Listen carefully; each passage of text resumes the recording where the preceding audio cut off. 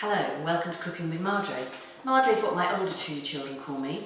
They've left home, they're in their early 20s, and somehow they managed to leave home without me teaching them how to cook. So I decided to do this vlog, and at the same time as teaching them, I'll be teaching my younger son Will.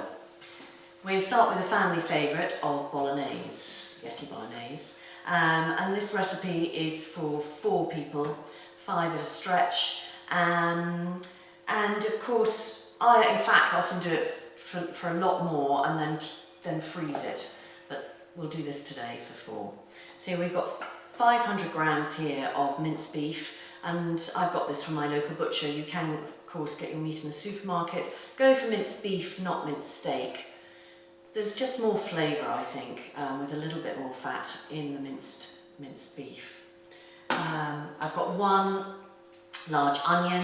I find using these large onions, again from the supermarket, much easier and kinder on one's eyes when one's chopping them. I've got a clove of garlic. You can use 1, you can use 2 or none, whatever suits you. We've got 1 tin of chopped tomatoes. I prefer chopped tomatoes to plum tomatoes, but you can use plum tomatoes if that suits you. I really don't particularly like the chopped tomatoes with herbs. I prefer these chopped tomatoes just in their own juice. Tomato puree. This is a great brand. There's also this really, really delicious brand which is called Bomba, but you can't get it in all the supermarkets. And finally some olive oil. Right. So we're going to start with the real essential, which is learning how to cut an onion. Okay? Yep. So, I've got a bowl here. It's really useful to have a bowl to put all your vegetable peelings and bits and pieces that you want to then throw out. Just keeps your kitchen area neater. I'll just say we have both washed our hands, which is really important. So, to cut an onion, with a knife, you're really always cutting with this part of your knife, not with the end. And you're wanting to do this sort of movement when you're cutting. So with an onion, you cut it in half.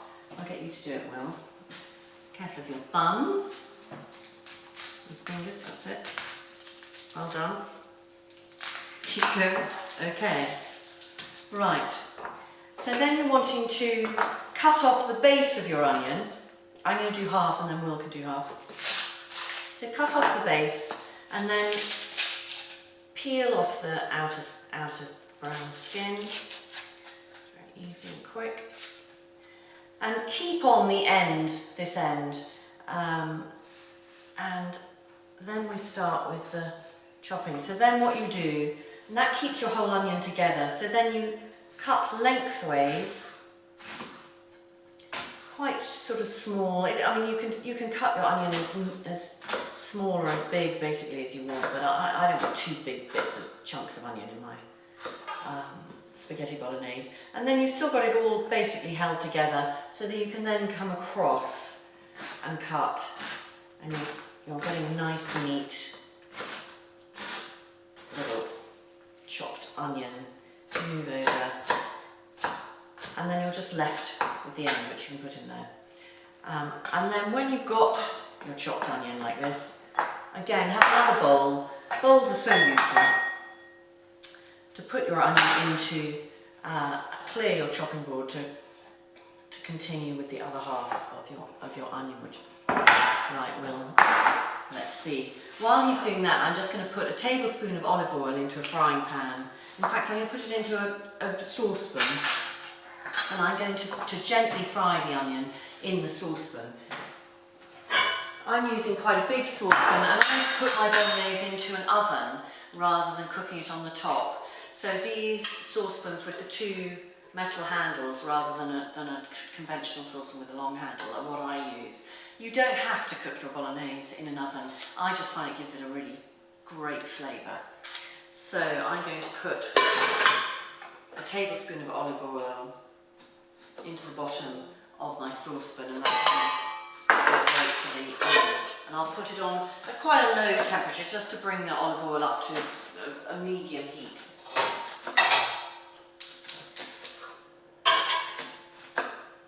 How's it going with that chopping, Will? Good. Average. Looks good. I'm going to turn the oven on to 180 so that the oven gets warm for when we need it later. Yeah.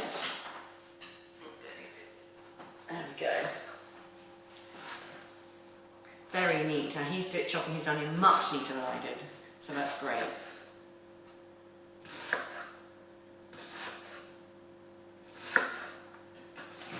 It's alright. Bit of onion on the floor, never hurt anyone. Fine, and then you can chop these last bits, but it really doesn't matter. So, Will, if you put that chopped onion in to the bowl, carefully. Try not to spill it everywhere. It's difficult. There we go. Perfect. I'll just do those last bits. If you use the knife, it can just... There we go. Right, so then if you put that into the saucepan, I'll just get a wooden spoon. No, I'm not doing it in the frying pan, I'm going to do it in the saucepan. That's it. And I do it in the saucepan. I fry my onion in the saucepan because I'm actually going to use a little frying pan to brown my mince. And when I'm doing bigger quantities, I'll be frying the mince in batches. And as I fry the mince, I'll add it to the saucepan with the onion. Now, that sounds, you can hear it sort of bubbling away. It sounds as if the oil's a bit too hot, so we're going to turn it down. And then it needs a stir or two. And then it just needs to be left for a bit. It probably takes about 10 minutes for the onion to cook. And it needs to cook until it's nice and translucent. And once it's cooked, we'll then add the garlic. Now I'm now going to just get some olive oil hot for the mince. So again, about a tablespoonful of olive oil. And I'll put it into the frying pan. And you'll see again, I'm using a frying pan, but it's one that I can put in an oven. I'm not going to now, but it's just a really useful pan to have. So again, I'm just going to use about a tablespoon. You don't have to be exact. And then I'm going to put this on quite a hot gas. Right. So Will, if you leave that, your eyes are suffering from the onions. Okay, so while the olive oil gets hot to brown the mince in, I'm just going to show you how to peel a garlic with ease.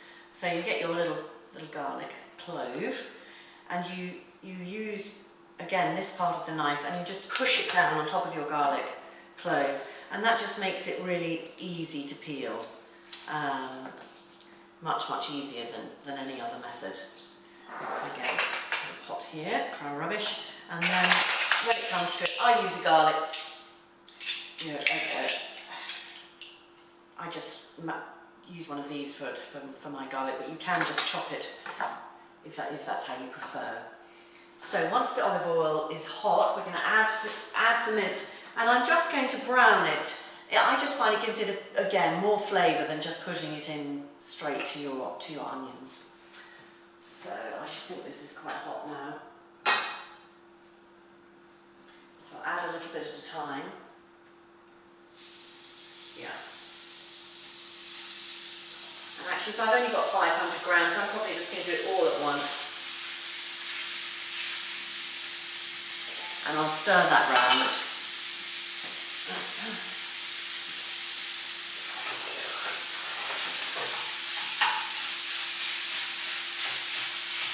Just get it really nice and brown.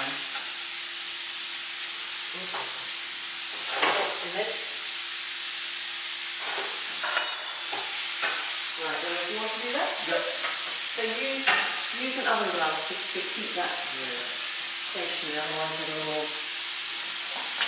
disappear. One of the great things about doing a big quantity of bolognese and putting it in the freezer is that then you've got, well, one, you can have endless bologneses, but you can then the next day make lasagna, all sorts of things. You can stuff peppers with your bolognese sauce. It's just such a versatile and easy thing to do. Right, so the mince It's getting some nice colour into it.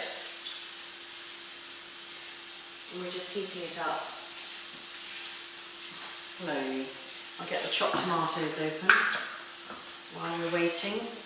And with the tomato puree, I'm going to add probably about a tablespoon again, or maybe 2 even. I find that the more puree you use, or it gives, you don't want to overpower it, but it gives it a lovely depth of flavour, which is just great. Right, I'll have a look at the onions. They just need another stir. Do that quickly.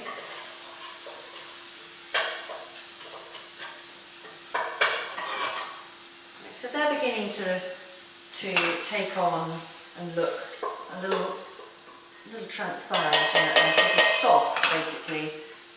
And they just, this great smell comes up from the saucepan, which is perfect. So I'm going to add the garlic crusher. So you just put your garlic in,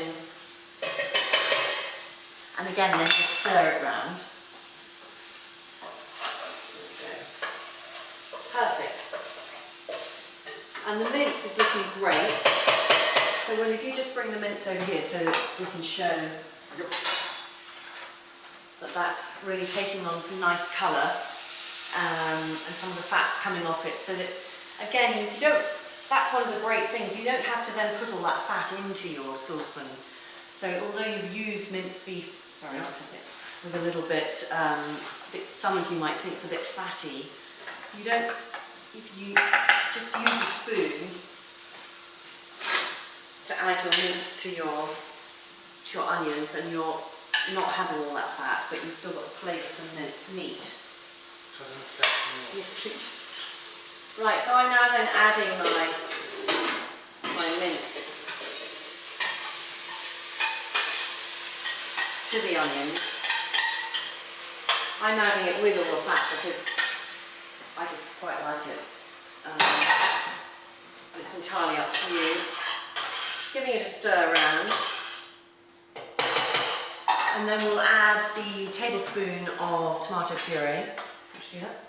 Yeah, sure. Okay. That's it. That's great. Just put that in there and stir it around. Yeah. Get it all thoroughly into the meat. 2. Yeah, I think 2. And we're also going to add some salt and pepper. And it's very important that you add the tomato puree to your mince and onion before adding your tins of tomatoes.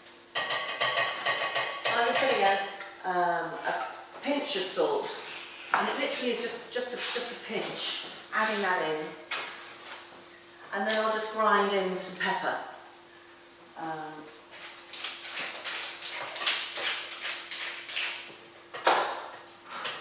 Things like salt and pepper, it's entirely up to you how much you put in. I like a reasonable amount, but some people hate any salt in their food, so it's entirely up to you. You do need salt though to make a really tasty bolognese, but you don't need very much, just a little bit. Okay, so Will, is that thoroughly stirred in? Yep. That looks good. So we'll add the tomato puree. And then essentially we're done. So the bolognese now just comes up to simmering, which it pretty much is. Let's just have a look. Yeah. Nearly. Once it's simmering, I put my bolognese in the oven, and I put it in the oven uncovered for about 40 minutes to an hour. I find that intensifies the flavour. You can just leave it on the hob simmering and eat it 10 minutes later if you want to. It's completely fine. But the longer and slower you cook it, my oven's on at 180, the longer and slower you cook it, the more intense the flavours become. Okay, so I think we're pretty much done. Okay, well, do you want to just put that in the oven?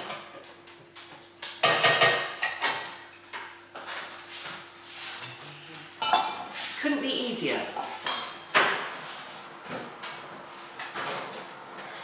Perfect. Well, I hope you enjoy it. Thanks, Will.